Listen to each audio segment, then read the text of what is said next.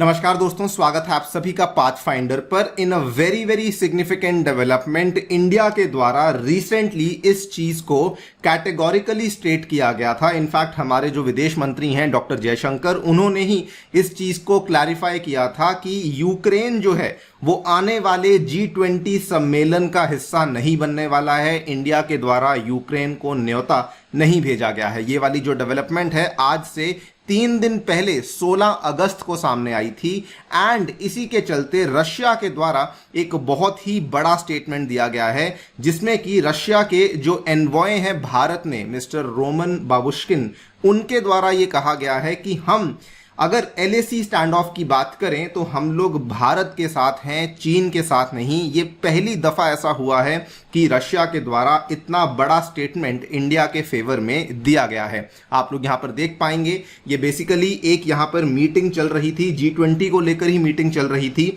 जिसमें कि रशिया के जब एनवॉय से पूछा गया regarding the LAC standoff, तो इन्होंने काफी डिप्लोमेटिकली आंसर दिया। इन्होंने बताया Russia values its international ties with India and prioritises it over its ties with several other countries. इन्होंने आउटराइटली ये नहीं कहा कि ये चाइना के खिलाफ हैं या फिर इंडिया के खिलाफ हैं जो भी, लेकिन इन्होंने कहा कि इंडिया के साथ जो हमारे संबंध हैं वो प्रायोरिटी पे हैं एज कंपेयर टू जो हमारे संबंध किसी भी और देश के साथ हैं। नाउ ऑब्वियसली बात है कि इस स्टेटमेंट के बाद चाइना तो ऑब्वियसली बहुत बड़ा चाइना को झटका लगा होगा, लेकिन वेरी इंटरेस्टिंगली इस स्टेटमेंट के साथ ही अमेरिका को भी काफी बड़ा झटका लगा है। वो कैसे, उसको भी समझने का प्रयास करेंगे। चलिए शुरू करते हैं दोस्तों मेरे साथ। मेरा नाम है अनिरुद्ध। यदि आप लोग मुझे फॉलो करना चाहते हैं, हमारे लेक्चर्स के अपडेट्स पाना चाहते हैं, तो यहां पर दिए गए टेलीग्राम चैनल के माध्यम से ऐसा कर सकते हैं। इसके अलावा दोस्तों बताना चाहूंगा कि आखिरी उड़ान बैच शुरू होने वाला है 1 सितंबर को,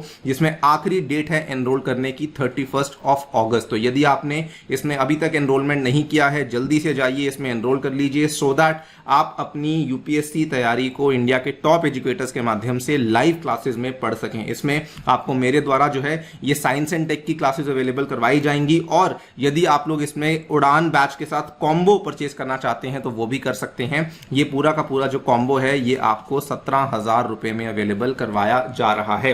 इन सभी बैचेस में एनरोल करने का जो लिंक है डिस्क्रिप्शन में है। ध्यान रखिए, एनरोल करते time you have to use the coupon code ANIUPSC so that आपको मैक्सिमम डिस्काउंट्स अवेलेबल करवाए जा सकें। ऑल्सो पाथफाइंडर पास को भी हमने लॉन्च कर दिया है, जिसके माध्यम से आप पाथफाइंडर की सारी ऑफरिंग्स को जाकर के एक्सेस कर पाएंगे। फिर भले वो GS क्लासेस हों, फिर भले स्पेशल क्लासेस हों जिसमें कि हम लोग CSAT के क्वेश्चंस, एथिक्स के स्टडीज, नए तरह के माइंड मैप्स, वो सभी चीजें लेकर आते हैं, तो वो सभी चीजें आपको अवेलेबल करवाई जाएंगी। ये पास मात्र 20,000 रुपए का है और आप मेरा कूपन कोड इस्तेमाल करते हुए इस पर्टिकुलर पास को 20,000 रुपए में परचेज कर सकते हैं। इसका भी लिंक आपको डिस्क्रिप्शन में दिया गया है। ऑलराइट, सो कहानी शुरू होती है आज से लगभग 4 महीने पहले, जब यूक्रेन एक तरीके से बहुत ज्यादा डेस्परेट हो चुका था, इंडिया के पीछे पड़ चुका था कि प्लीज जो आने वाला G20 है उसमें हमें प्लीज इनवाइट कीजिए। आपको बता दें कि यूक्रेन जो है वो G20 का एज सच मेंबर नहीं है, लेकिन यूक्रेन चाहता था कि जो रशिया यूक्रेन के बीच में चल रही युद्ध है उसका मुद्दा G20 में उठाया जाए, और इसीलिए यूक्रेन भारत के पीछे पड़ा हुआ था। इनफैक्ट अगर आप यहां पे ध्यान से देखेंगे तो यूक्रेन के जो यहां पे डिफेंस फॉरेन अफेयर्स की मिनिस्टर हैं, उन्होंने बहुत ज्यादा इंडिया की बटरिंग करने का भी प्रयास किया। इन्होंने इंडिया को विश्व गुरु कहा। इन्होंने कहा कि इंडिया के साथ हमारी जो रिलेशनशिप है बहुत अच्छी है, बहुत पुरानी रिलेशनशिप है, और हम लोग चाहते हैं कि इंडिया इस केस में हमें सपोर्ट करे, इंडिया हमें बुलाए, सो दैट हम लोग इस पूरे के पूरे रशिया यूक्रेन वाली मुद्दे को G20 के सम्मेलन में होस्ट कर सकें। ये चीज को लेके बहुत ज्यादा अप्स एंड डाउन्स चलते रहे। बीच में कहा जाने लगा, इंडिया के ऊपर दबाव बनाया जा रहा था वेस्टर्न कंट्रीज के द्वारा भी कि यूक्रेन को बुलाया जाए, लेकिन वंस एंड फॉर ऑल, क्योंकि अब आज से लगभग 20 दिन के बाद आपको G20 का जो ऑफिशियल समिट है वो देखने को मिलने वाला है नई दिल्ली में, तो अब क्लैरिफिकेशन दे दी गई है। इंडिया के जो फॉरेन मिनिस्टर हैं डॉक्टर जयशंकर, इन्होंने वंस एंड फॉर ऑल इस चीज को क्लैरिफाई कर दिया है that Ukraine will not take part in G20 summit. In fact इन्होंने यहां पर यह भी कहा है कि हम लोग कुल मिला के 9 देशों को न्योता दे रहे हैं जो कि G20 के मेंबर्स नहीं हैं, लेकिन हमने उनको न्योता दिया है जिनका नाम है Spain, Bangladesh, Nigeria, Mauritius, Egypt हुआ, Netherlands, Oman, Singapore and UAE। इनके द्वारा सेपरेटली इंडिया को इनवाइट भेजा गया है। इस G20 सम्मेलन में शामिल होने के लिए। और इंडिया ने अपने स्टैंड को क्लियर कर दिया है। इंडिया का ये कहना है कि G20 का जो मंच है, G20 का जो प्लेटफॉर्म है, ये बेसिकली ग्रोथ एंड डेवलपमेंट के लिए इस मंच को बनाया गया था, ना कि कॉन्फ्लिक्ट रेजोल्यूशन के लिए। अगर आपको कॉन्फ्लिक्ट रेजोल्यूशन की बातचीत करनी है तो आप यूएनएससी जाकर के कर सकते हैं, लेकिन G20 का जो मंच है, हम लोग उसके माध्यम से इस मुद्दे का डिस्कशन नहीं करना चाहते हैं।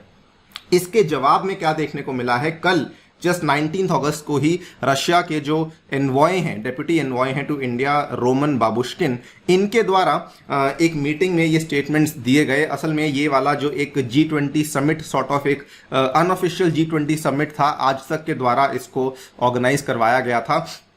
इन्होंने सबसे पहले तो ये कहा that Russia never wanted to benefit from the India China border tensions, and secondly इन्होंने ये भी कहा कि देखिए the friendship between India and Russia is historic, ये ऐतिहासिक है और ये रहने वाली है, मतलब कि ये पुरानी भी है और आगे जाकर के भी भविष्य में भी आपको देखने को मिलने वाली है। Russia wants to keep India's progress in mind in every decision it takes, and यहीं पर इन्होंने कहा we never want to mint political benefits out of the India China border tensions. And जब इसी मुद्दे पे बात चल रही थी तभी यहाँ पे सवाल पूछा गया कि LAC स्टैंड ऑफ को लेकर आपकी क्या राय है। सो इन्होंने दो स्टेटमेंट्स दिए। इन्होंने कहा Russia values its ties with India and prioritises it over its ties with several other countries, मतलब बाकी देशों के संबंधों से ज्यादा प्रायोरिटी हम लोग इंडिया के संबंधों को देते हैं और हम लोग हमेशा ही इंडिया को अपने सभी एंडेवर्स में भी सपोर्ट करेंगे। इनफैक्ट यहाँ पर रशिया ने यह भी कहा कि क्योंकि इंडिया जो वेस्टर्न बायस है उसको भी यहाँ पे एक्सपोज करने का प्रयास कर रही है, तो वहां पर भी हम लोग इंडिया के साथ खड़े हुए हैं। ये ऑब्वियस सी बात है कि इस पूरे के पूरे स्टैंड से चाइना को काफी बड़ा झटका लगा होगा। आप लोग एक्सपेक्ट कर सकते हैं कि चाइना के द्वारा कुछ ना कुछ इस स्टेटमेंट को लेकर कुछ ना कुछ जो स्टेटमेंट है वहां से दिया जाएगा, लेकिन इस स्टेटमेंट से झटका अमेरिका को भी लगा है। आज से 4 महीने पहले अमेरिका जो है वो भारत को हवाला दे रहा था कि कल को यदि LAC पे कुछ और दिक्कत होती है तो वो इंडिया से ये कह रहा था कि रशिया हमेशा चीन का साथ देगा।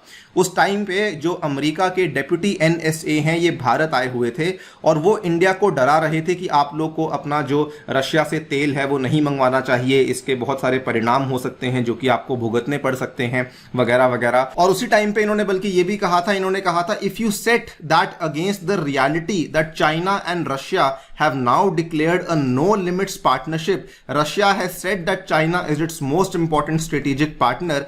तो इनका ये कहना था कि इसका जो इंप्लीकेशंस हैं ये भारत के लिए बहुत खराब हैं। कल को जो रशिया चाइना की दोस्ती है ये भारत के खिलाफ जा सकती है। इनफैक्ट इन्होंने तो बड़ी क्लियरली बोल दिया था कि देखिए अगर कल को बाय चांस चाइना कभी लाइन ऑफ एक्चुअल कंट्रोल को फिर से ब्रीच करता है तो ये ना सोचना कि रशिया कभी भी आकर के भारत की सुरक्षा के लिए खड़ा होगा या फिर भारत के साथ खड़ा होगा। और ये हवाला देते हुए अमेरिका ने ये कहा था कि देखिए क्योंकि रशिया जो है वो चाइना का साथ देगा, इसका मतलब कि हमें जो क्वाड वाली कंट्रीज हैं, जो क्वाड वाली डेमोक्रेसीज बनी हुई हैं, हमें साथ आना चाहिए और हमें जो है अपने जो कंसर्न्स हैं उनको साथ में शेयर करना चाहिए, सो दैट हम लोग रशिया चाइना के खिलाफ एकजुट होकर के खड़े हो सकें। आज आप देख पा रहे हैं कि रशिया के द्वारा जो दिया गया स्टेटमेंट है वो क्लियरली USA की इन प्रिजम्पशंस को किस तरीके से काउंटर करता है। ऑब्वियसली काफी बड़ी बात है, ये सब चीजें जो है काफी मैटर कर जाती हैं जियोपॉलिटिकल रिलेशंस में कि कौन सी कंट्री किस केस में किसके साथ है। देखते हैं G20 में क्या होता है। कहा यह भी जा रहा है कि शायद व्लादिमीर पुतिन भारत के दौरे पर आ सकते हैं और शायद हमें सितंबर 9 और 10 को शायद व्लादिमीर पुतिन जो है वो इंडिया में देखने को मिल सकते हैं। देखते हैं जो भी होगा, जो भी डेवलपमेंट होगी आपके सामने हम लोग उसकी वीडियो लेकर आएंगे। फिलहाल के लिए लेक्चर में इतना ही। जाने से पहले बताना चाहूंगा दोस्तों की पर्सपेक्टिव सीरीज को यदि आपने चेकआउट नहीं किया है इसको जरूर देखिएगा, इससे आपकी काफी UPSC से जुड़ी हुई जो डाउट्स हैं वो क्लियर हो सकती हैं। Thank you so much for listening, stay tuned and stay safe.